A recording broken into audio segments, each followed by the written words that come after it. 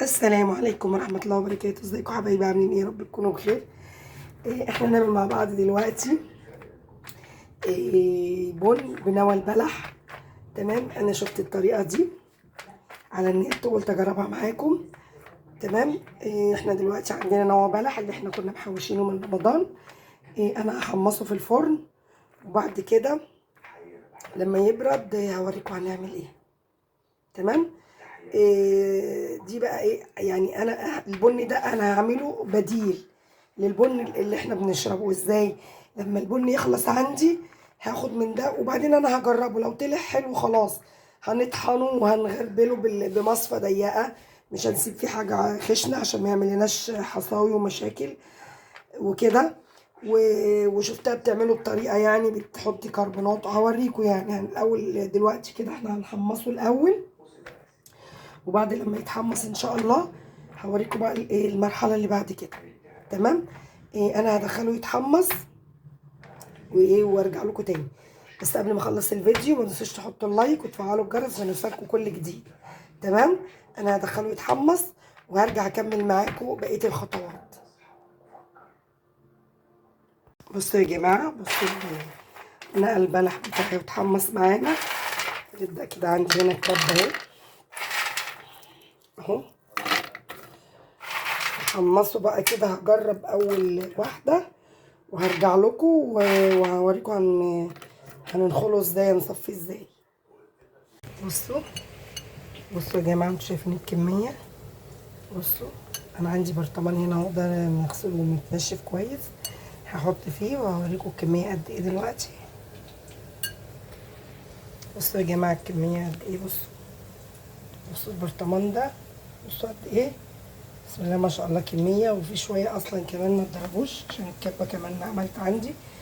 لو حابه اضربهم هضربهم، بس لما ادوقها واقول لكم هنعمل بقى فنجان قهوه مع بعض كده، وهدوقها واقول لكم ايه رايي. وهي على فكره بيتعمل معاها بتتحط بلقم مثلا تلقيمتين على قد الفنجان او الكوبايه بتاعتي، وبحط معاها سنه كربونات. انا هوريكم هنعملها ازاي، وزي ما تطلع زي ما تكون هقول لكم. وممكن اعملها من غير كربوناتو برضو، هوريها لكم. هجربها من غير كربوناتو واشوفها عامله ايه. تمام. بصوا ريحه بن، يعني احنا كان فعلا ريحتها بن خالص. يعني في بن بنجيبه من بره يبقى كده. هجربها معاكم بقى، نعمل فنجان قهوه كده ونجربها مع بعض، وهقول لكم بقى ايه النتيجه بالظبط. بصوا بقى كده معايا اهو. بصوا ادينا هنجرب كده مع بعضينا، وهقول لكم بالظبط الطعم عامل ايه. كويس. تمام. حطينا كده السكر. اوري هنا كده. بصوا نجيب كده معلقه بن محترمه كده، معلقه وشويه. انا هجربه من غير كربونات. هو لما الست عملته كانت عاملاه بكربونات. هنجرب كده مع بعضينا عشان بس نقفل الفيديو.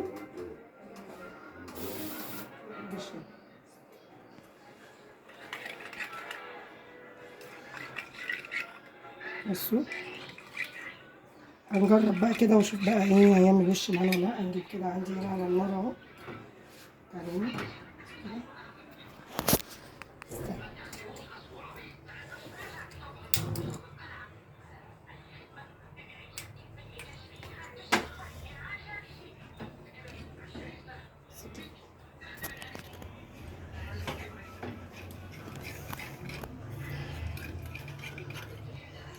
بن بالظبط. بصوا كده اهو. هنكمله اول ما يطلع بقى كده هصبه معاكم واوريه لكم. بصوا كده معايا. بصوا عامله وش زي، بس انا ما رضيتش احط كربوناتو. بصوا